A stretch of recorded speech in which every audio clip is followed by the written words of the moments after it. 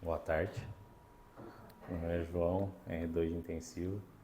Vai fazer a revisão de um artigo proposto para a semana, que o nome do artigo é Remodelação Ventricular Pós-Infarto do Miocárdio, Conceitos e Implicações Clínicas. Esse aqui é o artigo em si, tá? Feito em Botucatu aqui no Brasil.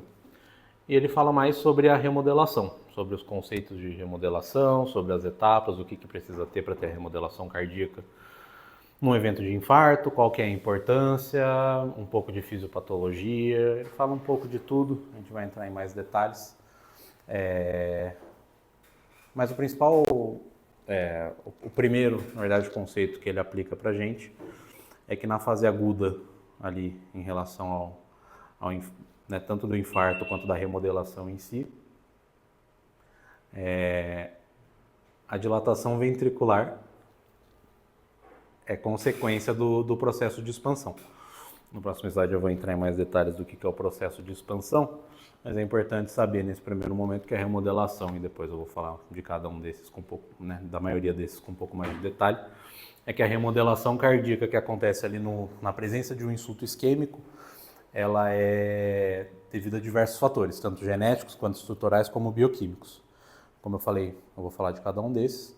E uma das importâncias da remodelação é que ela está associada à maior prevalência de ruptura cardíaca, arritmias e formações de aneurismas ali num primeiro momento. Tá?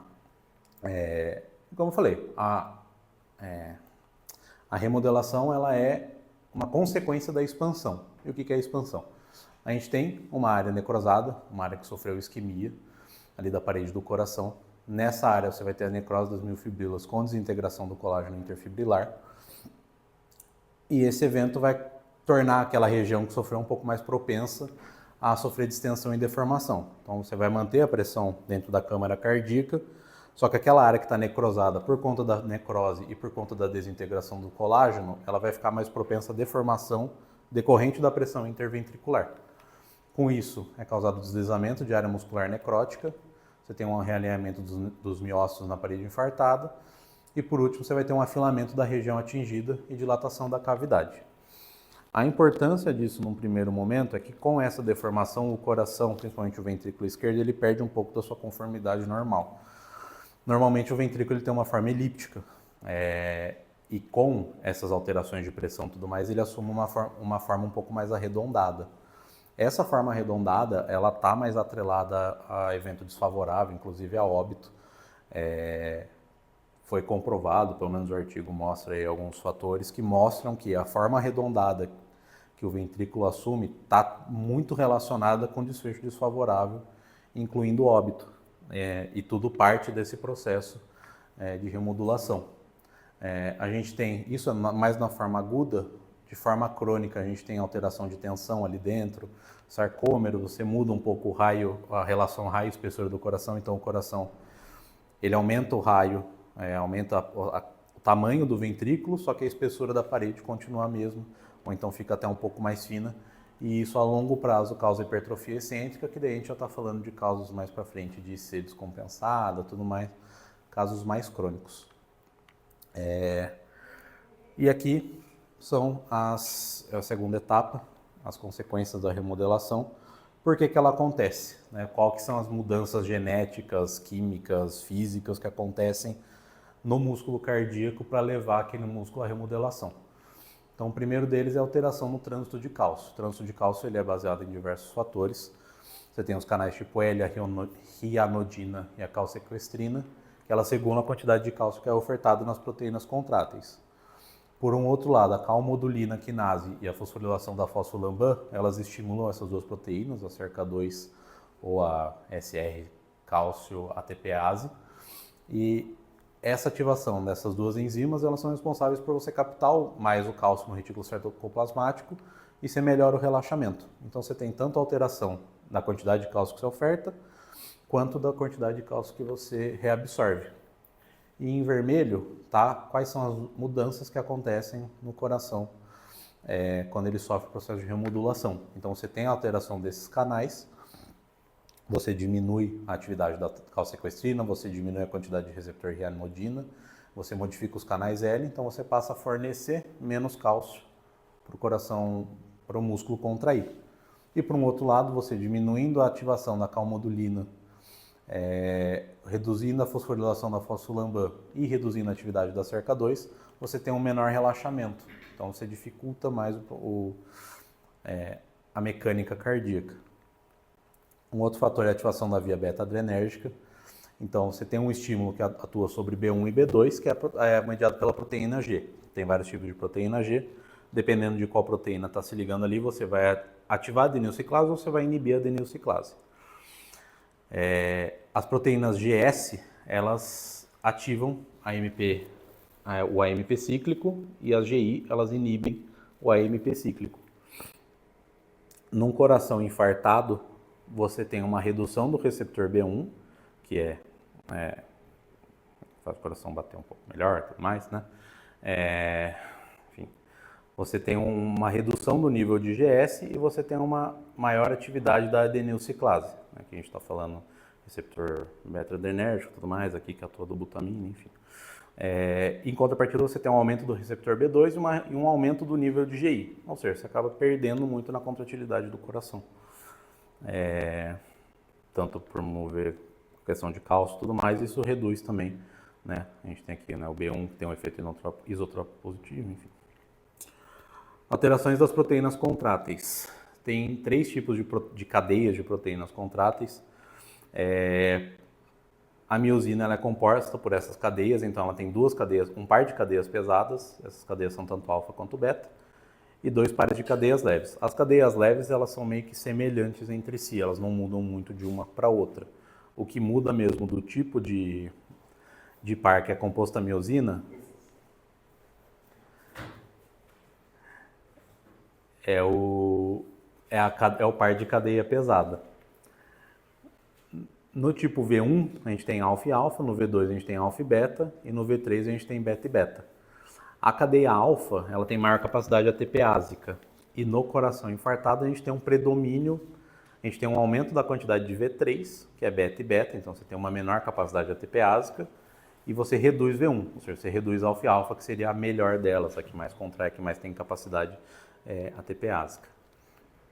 Outra alteração que prejudica o coração durante o processo de remodulação.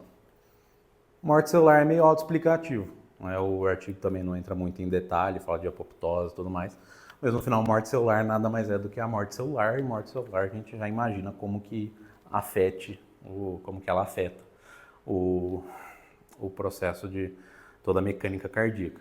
Tem muito o que explicar ali. Processo de fibrose. Você tem 2 tipos de colágeno principal, tipo 1 e o tipo 3. O tipo 1 ele é um pouco mais rígido, ele é o principal ali, mas você tem bastante predomínio do tipo 3 também. Só que no infarto você tem um acúmulo desse colágeno, inicialmente do tipo 3, posteriormente a longo prazo ele vai ser substituído pelo tipo 1, nessas áreas remotas ao infarto. Você tendo maior acúmulo de colágeno, você prejudica de novo a atuação do coração, e geralmente são nessas áreas que ficam infartadas.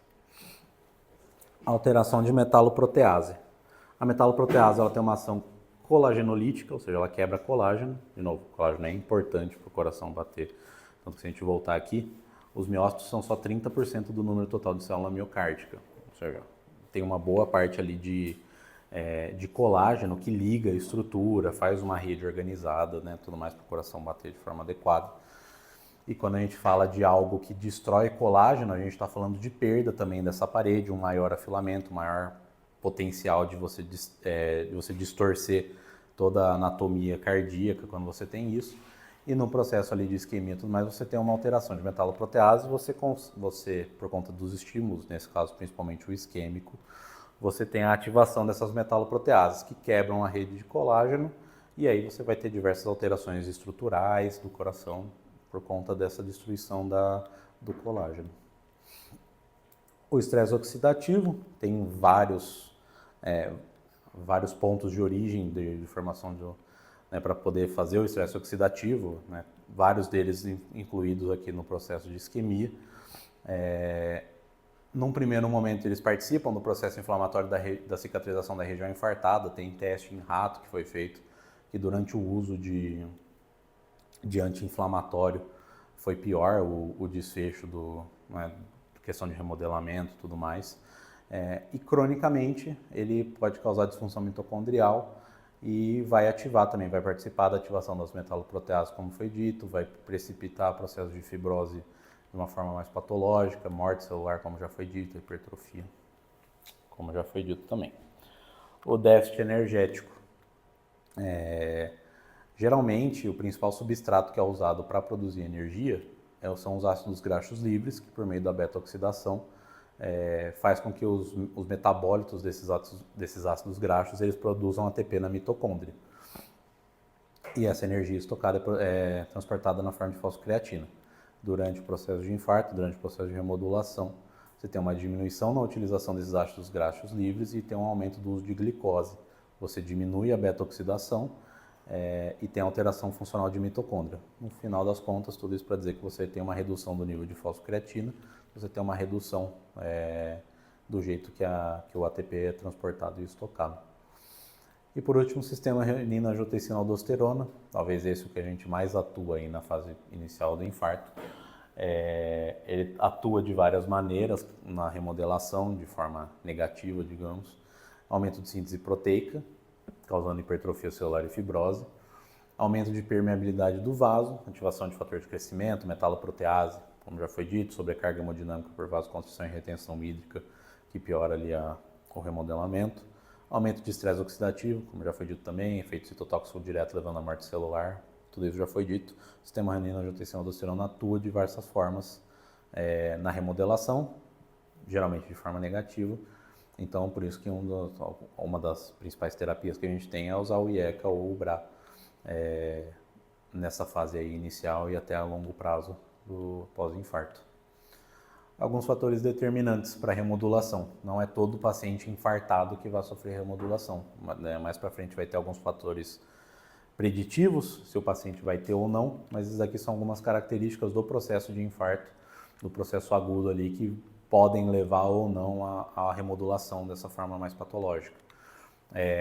Geralmente tem que ter um tamanho mínimo de lesão, de 16 a 20% no mínimo. O mais comum é infarto transmural por toda a anatomia cardíaca, pela espessura de parede e tudo mais. Característica da cicatrização. Como eu falei, inicialmente você tem um aumento do colágeno tipo 3 e eventualmente você vai ter uma substituição por colágeno do tipo 1. Como o colágeno do tipo 3 é nesse primeiro momento e ele é um colágeno um pouco mais, não tão firme, um pouco mais fácil de ser modificado, de sofrer deformação, você acaba tendo nesse primeiro momento, você sendo um pouco mais suscetível a essas deformidades, por conta do tipo do colágeno. O estresse hemodinâmico, quanto mais sobrecarregado o coração está, maior deformidade você vai ter, maior vai ser o seu processo de remodelação. O caso mais clássico seria o de hipertensão arterial sistêmica, que causa, de uma certa forma, uma sobrecarga cardíaca. E por último, os moduladores, a produção de todos esses aqui que já foi dito de uma forma ou de outra, podem precipitar também a questão da remodulação. O diagnóstico. Aqui são algumas só peculiaridades sobre o diagnóstico. Então, cerca de 50% dos pacientes com infarto, isso dado do artigo, eles evoluem com algum grau de dilatação ventricular esquerda. E aqui eu só queria dizer assim, todo coração infartado ele vai ser remodulado de uma certa forma. Isso é até uma crítica que o próprio, assim, nas questões de conflito e tudo mais, ele até fala. Todo coração infartado sofre algum tipo de remodulação. A remodulação que a gente está falando aqui é quando você tem uma alteração mecânica, quando você tem a hipertrofia ou a dilatação ventricular esquerda. Então, assim, todo paciente infartado tem remodulação. De certa forma, sim, mas nesse caso a gente está falando de pacientes que têm dilatação ventricular e que têm perda funcional e tudo mais. Então, só 50% desses vão evoluir com algum grau de dilatação e desses 50% vão ter aumento progressivo da câmara ventricular. Os que não têm dilatação na fase aguda ainda tem uma quantidade indefinida que vai apresentar remodulação após semanas, meses ou anos, ou seja, mesmo que não tenha ali no primeiro momento, a longo prazo ele vai ter. O diagnóstico principal que a gente usa ainda é o ecocardiograma. Você pode usar ventriculografia, pode usar ressonância nuclear magnética, mas o principal que a gente vê ainda é o ecocardiograma. Marcador celular, não tem nenhum muito específico que a gente usa atualmente, não de forma rotineira. Então não cabe muito entrar também nesse assunto. O diagnóstico diferencial principal da expansão é a extensão. A expansão é muito mais comum, só que a extensão é muito mais grave. A expansão é toda essa questão do remodelamento, da perda da parede, da deformidade do coração. E a extensão é praticamente um novo infarto. É uma área a mais de infarto que você adquire. Muito menos comum, só 20%. Não tem muita coisa para diferenciar um do outro, exceto que na expansão você não tem elevação enzimática e na extensão você tem elevação enzimática, porque novas células estão morrendo. A expansão é meio que uma resposta a toda a deformidade ali, tudo que acontece, e a extensão é uma piora do infarto. Mas basicamente o que dá para usar para diferenciar um do outro é elevação enzimática, o restante tudo meio que independe do que está acontecendo, então não dá para usar muito. E aqui os fatores de predição, algumas coisas que favorecem a remodelação e outras coisas que atenuam o processo de remodelação. Então, óbvio que grandes infartos, que a gente já disse, o tamanho é importante. Uma fração de ejeção mais baixa ajuda também, reclusão precoce, hipertensão, diabetes e tabagismo pela sobrecarga volêmica, uso de medicações, o anti-inflamatório, como eu já disse, o corticosteroide, que atuam ali nas cadeias que a gente já disse, e algumas coisas que atenuam esse processo, infarto pequeno, infarto em paredes que não são as principais, uma fração de ejeção mais preservada, sem sinais ou sintomas, sem comorbidades prévias, uso já prévio de IECA, tudo isso para atenuar todos aqueles processos que já foram ditos. E aqui ele termina falando de alguns aspectos controversos. Na verdade, ele termina falando da terapêutica, né?